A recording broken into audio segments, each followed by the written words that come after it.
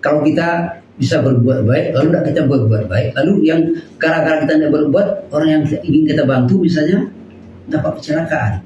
Kalau menyesal kita, insya Allah masih ada tanda-tanda orang baik. Tapi kalau tidak menyesal sama sekali, berarti kita sudah ditutup oleh Allah. Maghlubah.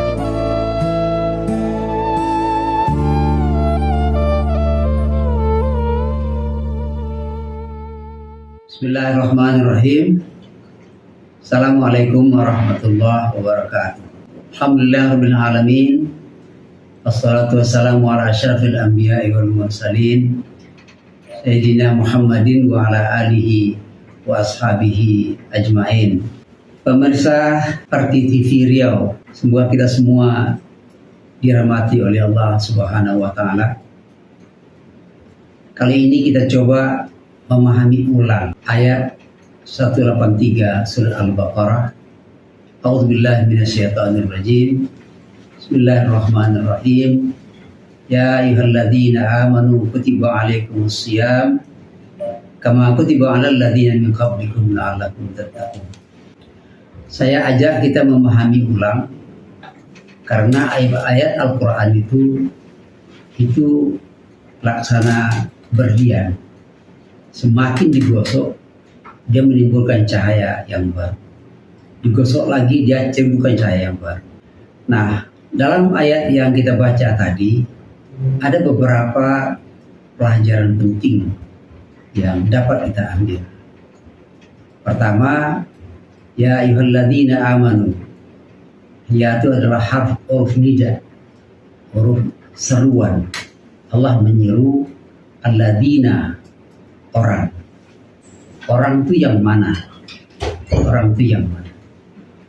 Saya sering menyampaikan di berbagai pertemuan, apakah sama orang itu yang dikatakan orang itu? Kalau seperti saya misalnya yang pakai peci sampai dengan pakai celana ke bawah, manakah yang orang? Maka para filsuf, ulama melihat proses dari terjadinya orang atau manusia. Bagi ibu-ibu yang hamil, di rahimnya ada setetes air berubah menjadi segumpal darah, darah berubah menjadi segumpal daging, daging itu kemudian dibentuk oleh Allah. Wa idza sawaituhu nafakhtu fihi min ruhi. Setelah dalam rahim itu dibentuk oleh Allah, daging itu dikasih tulang, daging, kulit, semuanya dikasih indera, tetapi dia seperti boneka yang ada dalam rahim, tidak ada bergerak, ada apa-apa.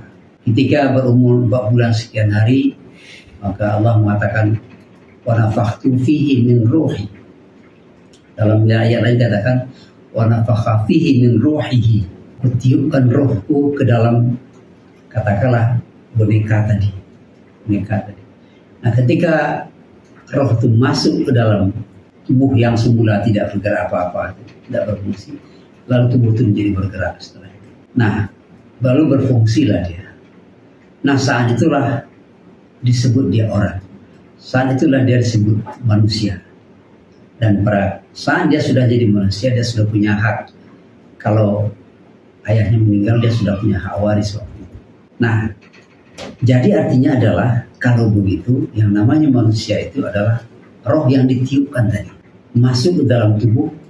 Roh itu yang menggerak-gerakkan tubuh. Makanya ibu yang hamil bergerak-gerak terhadap tubuh bayinya, itu berarti dia sudah menjadi manusia kandungannya itu. Nah, dari sisi itu maka ulama dan para filsuf mendefinisikan yang namanya manusia itu adalah roh yang mengambil jasad sebagai tempat.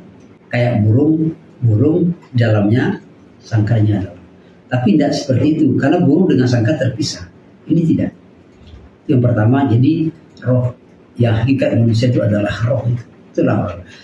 Roh itulah yang dipanggil oleh Allah dengan ya ayyuhalladzina. Roh yang mana? Amanu, yang sudah beriman, yang sudah yakin dengan Allah. Artinya apa? Orang beriman itu dia sudah membuat hubungan khusus, sudah terjalin, sudah connect antara jiwanya dengan Allah Subhanahu wa taala. Itu yang amanu. Nah, ketika itulah melalui jaringan informasi antara satelit dengan manusia itu Allah sampaikan tadi panggilan wahai orang yang beriman. Itu pertama. Wahai roh, wahai jiwa, wahai manusia yang tadi diwajibkan kalian berpuasa. Terpanggil, kemudian rupanya panggilan itu mendatangkan perintah wajib berpuasa. Bagaimana puasa itu? Kama kutiba alal ladzina min qablikum. Ini ada informasi. Apa informasinya? Puasa yang diwajibkan Allah kepada kita itu, kepada Muhammad, ternyata juga diwajibkan kepada umat-umat sebelumnya. Kalau umat sebelumnya wajib, kama kutiba alal ladzina min qablikum, berarti kewajiban puasa ini sejak manusia ada sampai manusia terakhir nanti. Kenapa dikatakan terakhir? Karena risalah Nabi Muhammad itu adalah sampai akhir zaman. Sampai akhir zaman. Oleh sebab itu tuh, puasa ini adalah ibadah yang diwajibkan sepanjang sejarah manusia. Lalu untuk apa? Kenapa kok seluruh manusia itu wajib berpuasa? Seluruhnya wajib berpuasa. Kenapa? Untuk membentuk kepribadian yang namanya takwa. La'allakum tattaqun. Mudah-mudahan kalian bertakwa. Ada kata-kata la'alla. La'alla itu kalau kita belajar itu litaraji, artinya harapan. Mudah-mudahan insya Allah agar. Kalau harapan berarti tidak semua orang yang puasa bisa takwa. Bisa takwa. Oleh sebab itu untuk mencapai takwa disebut dalam hadis Nabi apa? Man sama Ramadan imanan wahtisaban. Jadi orang yang bisa mencapai derajat takwa orang yang puasanya sungguh-sungguh, yang meyakini bahwa puasa itu adalah mendatangkan manusia yang mulia. Nah, maksud takwa itu apa? Nah, ini menarik yang dikemukakan oleh Imam Al-Ghazali. Imam Al-Ghazali mencirikan orang-orang takwa itu kepada dengan cara beliau mengambil dari kata-kata takwa.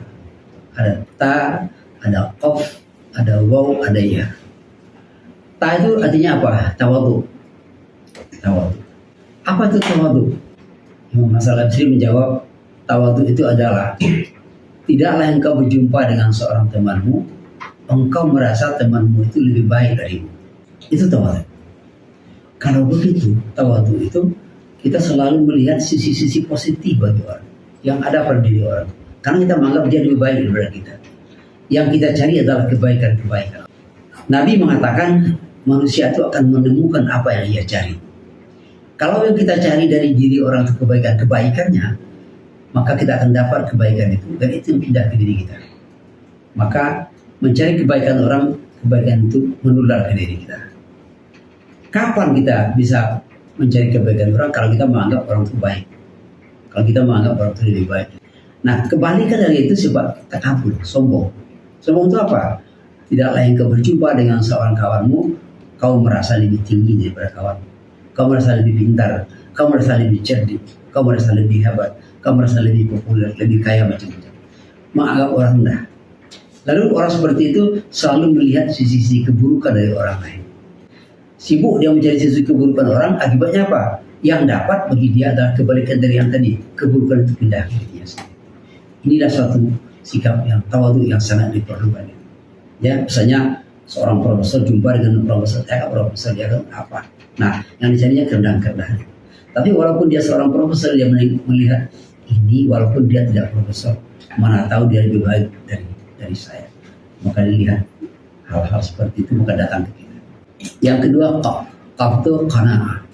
Qanaah itu ya seadanya, apa adanya. Ya, apa adanya, tidak mengada-ada, tidak berlebih-lebihan, mensyukuri apa yang ada. Sikap itu membuat ketenangan dalam jiwa. Wow, biqayah, menjaga diri kemana pergi. Yang dia itu adalah yakin dia bahwa tawadhu, qanaah dan menjaga diri itu akan mendatangkan kebaikan pada dirinya. Oleh sebab itu, siapakah orang yang bisa seperti itu adalah orang takwa. Nah, kalau begitu yang tadi itu kita simpulkan lagi, kita ambil lagi saripati daripada ayat itu. Orang yang bisa seperti itu adalah orang yang merasa kalau dia sedang dimonitor oleh Allah. Dia diperhatikan oleh Allah. Kalau kita sedang misalnya jalan di jalan raya, di situ ada CCTV, maka pasti kita hati-hati. Jadi orang takwa itu Dia bisa tawadhu karena dia merasa yang lebih tinggi dari dia itu banyak. Dia yakin bahwa Allah mendatangkan ilmu kelebihan kepada orang walaupun nampak di mata kita. Bisa jadi orang yang kita anggap rendah itu tinggi daripada kita. Maka itu dia merasakan itu ada karena dia merasa Allah sedang memonitor dia dan seterusnya. Jadi takwa itu adalah suatu kesanggupan, kemampuan yang kita miliki untuk selalu merasakan Allah hadir bersama kita. Itu namanya takwa. Nah, apa implikasi daripada merasakan, meyakini bahwa Allah selalu memonitor kita? Kita selalu menjaga diri. Menjaga diri untuk tidak melakukan hal-hal yang ditidakkan oleh Allah. Menjaga diri untuk melakukan hal-hal yang diiyakan oleh Allah Subhanahu wa taala. Contoh apa? Kalau kita misalnya orang-orang yang bertakwa seperti itu, kalau dia yakin ini adalah perbuatan yang oleh Allah dianjurkan, oleh Allah disuruh, maka kita yakin itu pasti baik bagi itu kita. Maka orang takwa adalah orang yang tidak mau melewatkan kesempatan sedikit pun. Kalau dalam berbuat baik, dia tidak berbuat baik. Di mana ada kesempatan berbuat baik, dia akan cepat rebut itu. Dan dia tidak mau melepaskan, menyia-nyiakan kesempatan itu berlalu. Menarik sekali. Jadi orang yang kalau dia nggak sempat melakukan kebaikan, padahal dia bisa melakukan itu, tapi dia kesempatan itu lewat, muncul penyesalan yang luar biasa. Ada suatu tahun berapa saya lupa, 90-an kalau nggak salah. Ada satu foto oleh wartawan Amerika di Uganda kalau nggak salah. Ada seorang gadis kecil yang sudah sangat kelaparan dan tulang-tulang sudah nampak, dia merangkak-rangkak pergi ke tempat mencari bantuan. Di tengah padang gurun Afrika itu, di belakangnya ada seekor burung makan bangkai mengiringi. Mungkin oleh burung sudah dibawa itu, anak itu sudah bawa bangkai. Mungkin mau dimakan oleh burung. Difoto oleh wartawan. Difoto, dikirimnya ke PBB. PBB memberi dia penghargaan. Tetapi apa yang terjadi? Waktu dia mendapat penghargaan itu, ada orang bertanya, Bu, sekarang di mana anak gadis itu? Bagaimana kondisinya? Masih hidup atau tidak? Dia langsung terpancing perasaannya itu. Apa? Saya nggak tahu di mana gadis itu sekarang. Apa yang terpancing? Kenapa dulu tidak saya bantu? Padahal saya bisa membantunya. Kenapa kok saya biarkan? Saya hanya mencari popularitas dengan moto dia, dengan menjual fotonya. Saya nggak dapat apa-apa. Si wartawan itu menyesal dengan semenyesal-menyesalnya, akibatnya dia sakit dan dia mati setelah itu. Nah, ini bisa jadi orang seperti ini sudah sadar dan tobat dalam artian tanda petik. Di saat dia bisa berbuat baik tapi nggak dia lakukan, lalu yang harusnya dia bantu tidak dibantu, orang itu meninggal atau kecelakaan, muncul perasaan penyesalan yang luar biasa. Orang takwa merasakan itu. Jadi hati-hati. Kalau kita bisa berbuat baik, lalu tidak kita berbuat baik, lalu yang gara-gara kita tidak berbuat, orang yang ingin kita bantu misalnya dapat kecelakaan. Kalau menyesal kita, insya Allah masih ada tanda-tanda orang baik. Tapi kalau tidak menyesal sama sekali, berarti kita sudah ditutup oleh Allah. Maghlulah hati kita. Yang kedua, orang yang takwa itu hatinya itu menolak untuk berbuat kejahatan. Ada kejahatan, ada kemungkaran ditolaknya. Tetapi, nah ini ada tetapinya lagi. Kenapa? Manusia itu masuk minal insan illa nisyani. Manusia itu nggak ada manusia karena lupa. Karena juga ada kesalahan, bisa salah khilafnya. Pada satu ketika orang seperti takwa yang bertakwa bisa juga sesekali lepas, sesekali lupa. Tetapi orang yang takwa itu ketika dia lupa lalu berbuat khilaf, dia cepat sadar. Maka dia lakukan apa yang disebut dalam Al-Quran, watbi sayyat al-hasanah tampuha. Ketika dia khilaf, cepat astagfirullah, saya kok sudah lakukan ini, paling nggak boleh. Cepat dia balik itu namanya taubat. Dia ikuti perbuatan yang salah itu dengan perbuatan. Jadi kembali kepada yang tadi, ciri-ciri orang takwa itu hatinya cepat tersentuh ketika ada hal-hal yang baik yang harus dilakukan. Saya pernah dibantu oleh seseorang di luar negeri ngangkat barang. Setelah dia bantu kita, dia ucapkan terima kasih. Dia yang ucapkan terima kasih buat kita. Waktu saya tanya kenapa dia ucapkan terima kasih, katanya Anda sudah memberi kesempatan berbuat baik kepada saya. Luar biasa. Kita dibantu orang malah kita tidak mau terima kasih kepada orang lain. Jadi pemirsa yang terhormat, tujuan puasa itu mengejarnya ke sana. Kita bisa mendapatkan titik takwa kalau kita sadari bahwa tujuan puasa itu, maka puasa melatih diri untuk empati. Ketika kita lapar, bayangkan orang-orang yang tidak punya makanan apa-apa. Kalau kita lapar masih ada harapan nanti kita akan makan, ada yang boleh makan. Bisa nggak dibayangkan seperti anak gadis kecil yang ada di padang pasir tadi, lapar tapi tidak tahu entah akan dapat makan entah tidak. Bagaimana penderitaan seperti itu? Itu hendaknya yang memancing jiwa kita. Jadi di saat kita, di mana kita pun berada, dalam status apapun kita dalam kehidupan ini, hendaknya bekas puasa itu adalah untuk melatih jiwa kita bisa merasakan apa yang dirasakan oleh orang lain, tidak mau melakukan keburukan karena keburukan itu mendatangkan keburukan juga.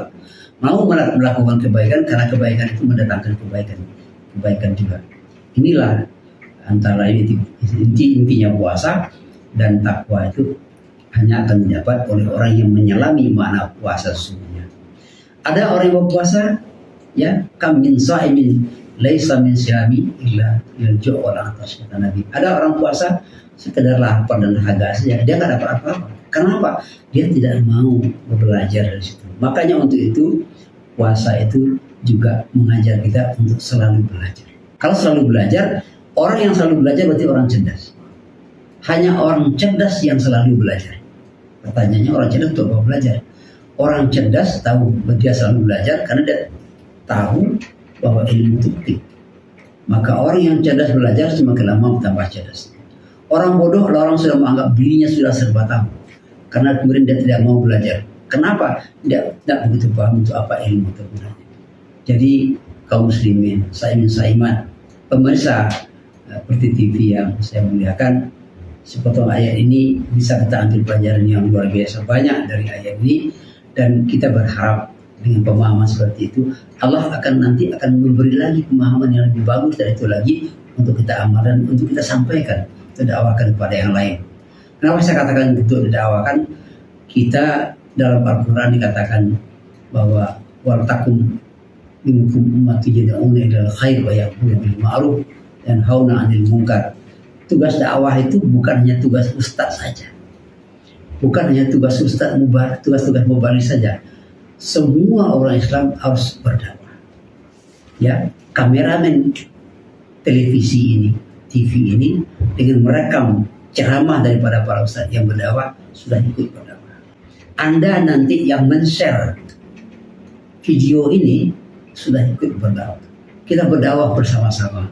Kita juga harus mendakwahkan kebaikan, karena sekarang banyak orang mendakwahkan kemungkaran dalam media sosial. Kita imbangi dengan itu bersama-sama. Fastabiqul khairat.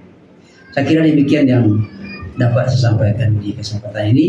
Mudah-mudahan ada manfaatnya pertemuan kita ini, dan kita berharap pada Allah Subhanahu wa taala diberikan kekuatan, kesehatan dalam melaksanakan ibadah puasa. Dan satu hal lagi yang perlu saya ingatkan adalah puasa bukan tujuan. Puasa bukan tujuan. Puasa itu adalah riyadhah ruhiyah untuk mencapai tujuan. Apa? Manusia takwa. Kenapa kita harus takwa? Kita ingin mulia di sisi Allah. Apalagi sisi manusia. Inna akramakum indallahi atqakum.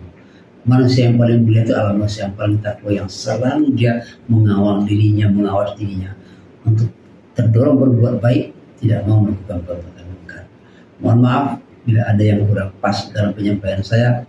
Kepada Allah kita semua serahkan diri, amal kita. Dan satu lagi adalah di samping beramal kita giatkan, yang paling penting semangat kita jangan sampai luntur, turun dalam beribadah kepada Allah Subhanahu wa taala. Assalamualaikum warahmatullahi wabarakatuh.